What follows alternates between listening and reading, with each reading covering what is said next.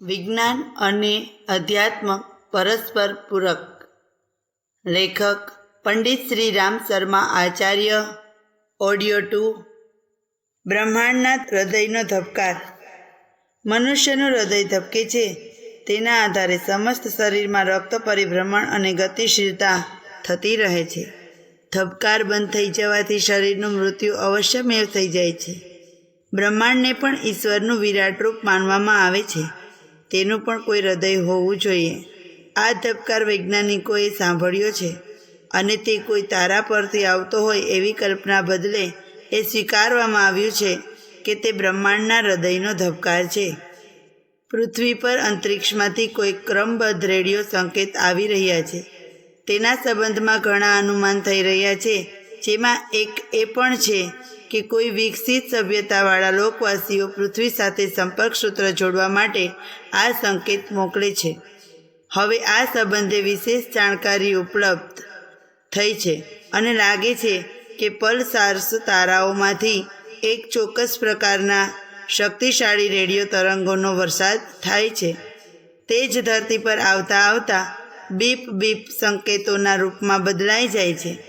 આટલી સશક્ત રેડિયો વિકિરણ વર્ષાનું નિકટવર્તી ક્ષેત્રમાં અન્ય કોઈ ઉદ્ગમ સ્થાન નથી. આ પલ્સર તારા શું છે તેનું વિવરણ આપતા અંતરિક્ષ નિષ્ણાતોએ તેની સંરચના અદ્ભુત બતાવી છે.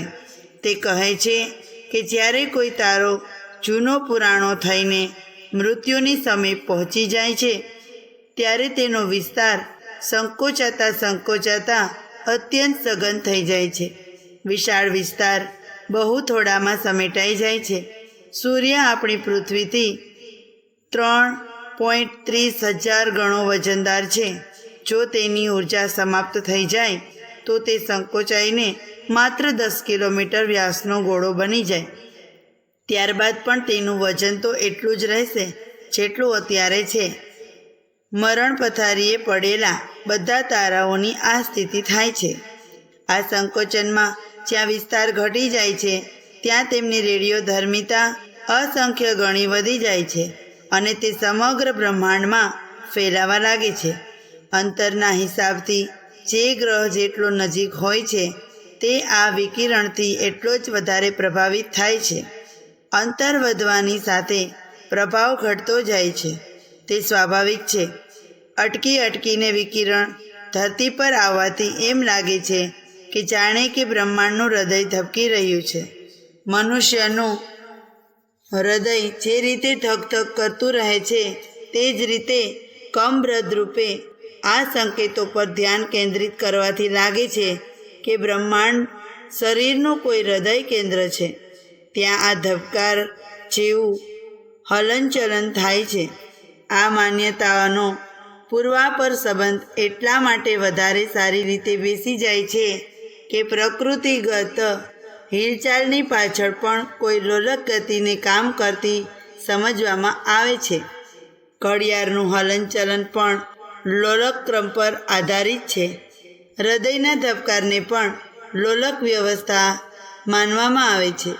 બ્રહ્માંડનો ક્રમ પણ આવા જ આધાર પર ચાલી રહ્યો હોય તો તેમાં શું આશ્ચર્ય? આ પલ્સર સમૂહમાં પણ એક વિલક્ષણ તારો છે જેનું નામ 153 રાખવામાં આવ્યું છે. તે પોતાના સ્થાન પર જ સ્થિર રહે છે. બીજા સાથીઓની જેમ તે પોતાની ધરી પર ફરતો નથી અને વર્ષો વિકિરણનો સતત મારો ચલાવી રાખે છે. જ્યારે કે અન્ય તારા પોતાની ધરી પર ફરતા હોવાના કારણે ધ્રુવ કેન્દ્ર સામે આવ્યા પછી જ પૃથ્વી તરફ વિકિરણ વર્ષો પહોંચાડી શકે છે. આ સમુદાયનો એક જ તારો સ્થિર કેમ છે તે વિશે કહેવાય છે કે તે અગાઉના બ્રહ્માંડનો બચી ગયેલો અવશેષ છે જે કોઈક રીતે કોઈક ખૂણામાં મહાપ્રલય અને મહાસર્જનની પકડમાં આવતા બચી ગયો છે. અહીં બધું ચાલી રહ્યું છે. અચળ કંઈ પણ નથી. આ જગતમાં સ્થિર કશું નથી. બધું જ ચલાયમાન છે. મનુષ્ય પોતાના અધિકાર અને સંપર્કની વસ્તુઓ અને વ્યક્તિઓનો વિયોગ થવાથી ઉદ્વિગ્ન બને છે. ત્યારે તે એ ભૂલી જાય છે કે આ પ્રકૃતિનો અનિવાર્ય નિયમ છે. એકનું મરણ જ બીજાનો જન્મ છે, એકનું નુકસાન જ બીજાનો ફાયદો છે. જો વસ્તુ અને વ્યક્તિ એક જ સ્થિતિમાં યથાવત રહે તો પછી અહીં સતતતા જડતાનું જ સામ્રાજ્ય રહે. હિલચાલ જ આ વિશ્વની શોભા છે. ઉત્પાદન, વૃદ્ધિ અને મરણનો ક્રમ જ આ સંસારમાં શોભા, સુષ્મા, સક્રિયતા અને નવીનતા જાળવી રાખવામાં સમર્થ બની રહ્યો છે. ઈચ્છાએ કે અનિચ્છાએ આ વિધિ વિધાનનો સ્વીકાર કરવો જ પડે છે.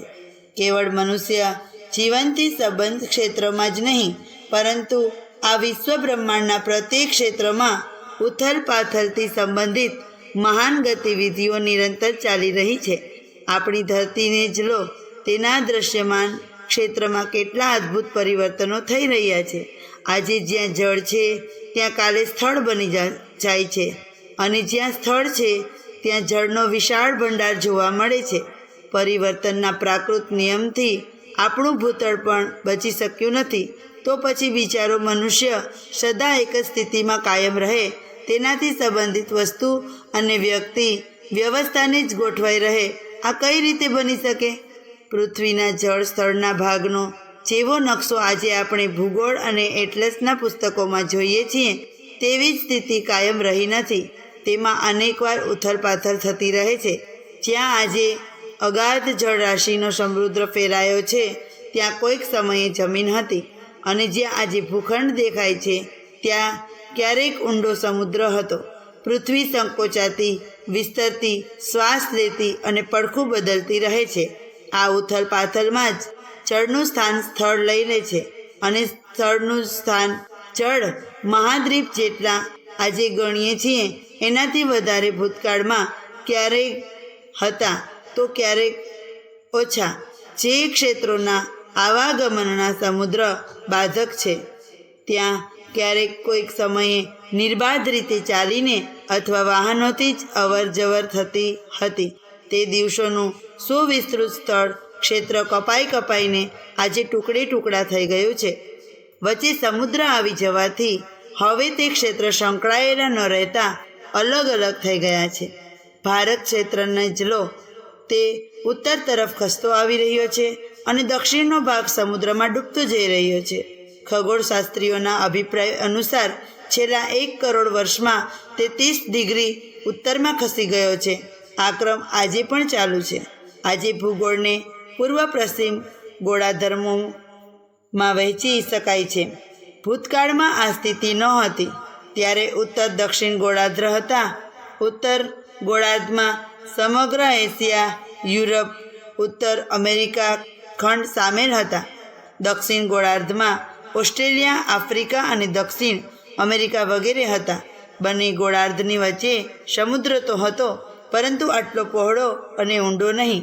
આજે જ્યાં એટલાન્ટિક મહાસાગર છે, ત્યાં ક્યારેક આફ્રિકા અને દક્ષિણ અમેરિકાનો મહાદ્વીપ હતો. ઈસુથી 100 વર્ષ પૂર્વેના તત્વજ્ઞાની અને વૈજ્ઞાનિક પોસિડોનીસે